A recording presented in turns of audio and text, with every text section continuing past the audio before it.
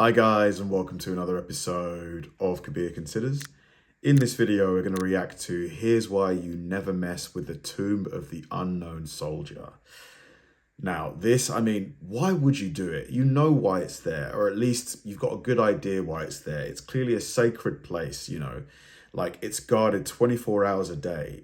Don't disrespect it. You've got to be raised in such a terrible way, be such a brat, like an entitled brat, that you would go and mess with it.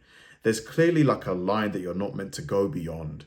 Just don't do it. Behind the chains and rails! Get behind the rails! Man behind the chains and rails! The tomb of the unknown soldier is guarded round the clock by some of the most elite soldiers in the world, but the lives of this exclusive band of guards have spent centuries shrouded in mystery. Everything from their lifestyles, rules and regulations, all the way to what they are allowed to do to tourists that get too close. Ready to take a peek behind America's most fearsome soldiers and see why they should never be messed with? Let's get started. The tomb of the unknown soldier is one of the most guarded places on Earth, with civilians first patrolling the site from 1925 to prevent families from having picnics near the tomb. While the military would take over from 1926, it wasn't until 1937 that a continuous rotating guard I love how the guards are just emotionless, just blank like a sentinel, just like it's so badass. Schedule was implemented. Since then, the tomb has been continuously guarded 24 hours a day, 7 days a week. The patrol has never once stopped, not even through the September 11 attacks, Hurricane Isabel, and an earthquake in 1944 that measured 5.9 on the Richter scale. So, where do these unknown soldiers come from? Well, unfortunately, in the theater of war, it isn't always practical or even possible to collect all the fallen bodies of your squad, especially in the heat of the battle. For this reason, it can sometimes be weeks, months, or even years until the remains are discovered. Back then, we didn't have the luxury of DNA profiling or reliable ways to match the list of missing soldiers with the discovered corpses. So for many soldiers, they were buried in graves simply marked unknown. Can they shoot? When the Sentinels first took up their post, they were armed. So what about in the middle of the night? Because there doesn't look to be any street lights here. So do they march in complete darkness? How can they see the line in front of them? There must be some kind of provision for total darkness, right? With the famous Springfield M1903 bolt-action rifle from World War I. These were soon replaced by the M1 Garand and eventually the M14 rifle. A ceremonial stock remains affixed to the gun, however most on-duty Sentinels do not have the 20-round magazine attached. So, with the magazine missing, are these rifles just for show? It's rumored that each rifle has one round chambered just in case, but if worse comes to worse, the tomb sergeant has a fully loaded pistol ready to deploy. Oh, and in case you're wondering, they are fully authorized to shoot anyone who disrespects the sanctity of the unknown soldier's tomb.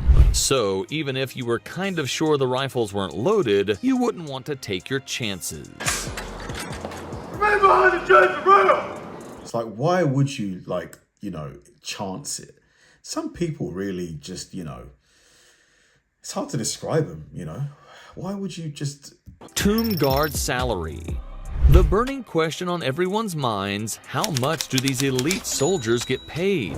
Soldiers in the old guard are paid the same as any other service member of the same rank and time and grade, and are also entitled to compensation for extraordinary expenses and additional dress uniforms. The thing is, the Sentinels do not display rank insignia. This is done so as not to outrank the buried unknown soldier, whatever their rank may have been. However, sources point to an average salary of about $43,800 per year for this elite role. But don't hold your breath, these soldiers are all there because they consider it a sacred honor to have the opportunity to guard the unknowns. Disrespecting a tomb guard. Visitors to the tomb of the unknown soldier are warned to exercise the utmost respect during particular ceremonies. They are required to stay behind the fenced-off viewing area, and the uniform is just immaculate, man. You could just, there's not a speck of dirt on there. The trousers are nicely ironed.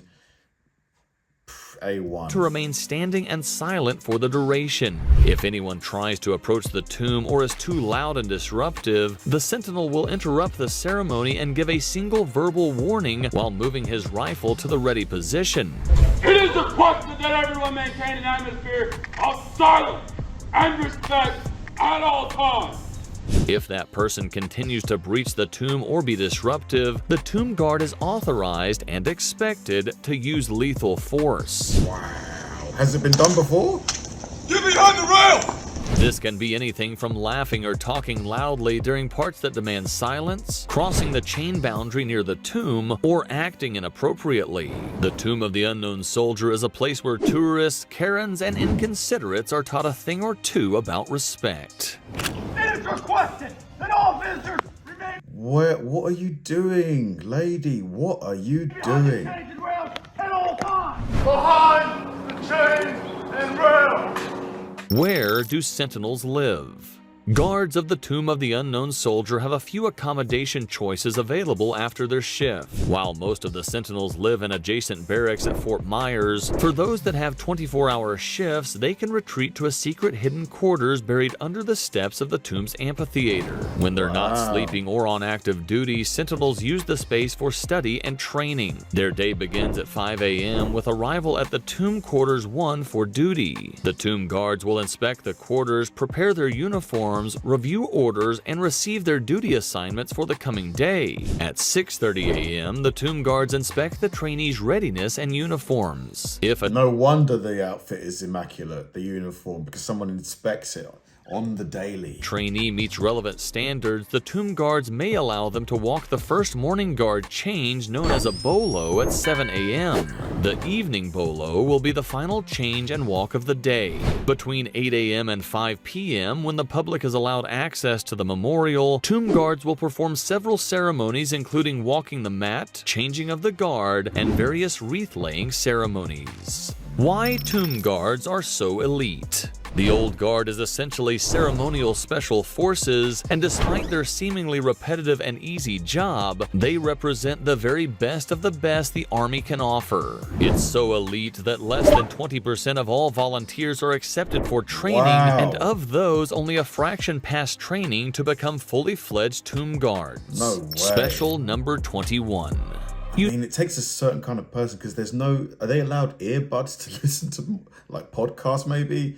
Or are they literally, for the 8-hour shift or whatever it is, they're just walking up and down, up and down? You see the number 21 repeated a lot in the military, and for the tomb guards this is especially true. 21. During the walking of the mat, sentinels take 21 steps before turning to face the tomb for 21 seconds. After changing the shoulder of their weapon and turning to face down the mat, the guard pauses for another 21 seconds before again marching for 21 steps. The sentinel then repeats this over and over until the guard change ceremony begins. 21 is seen as the highest honor awarded to military personnel. The 21-gun salute is used to respect high-ranking military officers, presidents, and members of a royal family. Furthermore, the first ever unknown soldier was buried on the 11th of November 1921. The unknown American soldier's remains were exhumed from a cemetery in France and repatriated to the U.S., where it was laid to rest below a 3-level marble tomb. Tomb Guard Training Secrets. To become a tomb guard or sentinel, a soldier must be highly motivated, disciplined, and possess a strong military bearing and soldierly appearance. An application must be made through the sergeant of the Old Guard, and if successful, the soldier is assigned to the tomb for an initial 2-week training period. The training cycle is intense, consisting of a series of 5 grueling tests over 6 to 12 months. These tests focus on ceremonial performance, uniform preparation, and knowledge. At the end of the training cycle, trainees are expected to be able to flawlessly conduct 7 different types of ceremonies, meet the highest standards of uniform preparation, and recite 35. Did you see that guy? He was burning the lint off the uniform. Wow, this really is like next level dedication. At full pages of information without error. If a trainee fails any test at any point, they are assigned back to their company. If a trainee is among the tiny number of successful applicants each year, they are awarded the Tomb Guard Identification Badge and will from then on be referred to as a Tomb Guard or badge holder by their fellow Sentinels. Just to illustrate how prestigious this title is, only around 700 Tomb Guard Identification Badges or TGIBs have been issued since the 1950s at a rate of about 10 per year. What's your opinion on the Tomb Guards? Let us know in the comments. The dedication is just so impressive, honestly. Like the discipline, you know, the just stoicism, like just upright posture, you know, the 21 seconds rotation. I find it so impressive, really, really do. And the people that mess with them, I'm just like, go see a psychiatrist immediately. Thanks for watching, guys, and I'll see you in the next.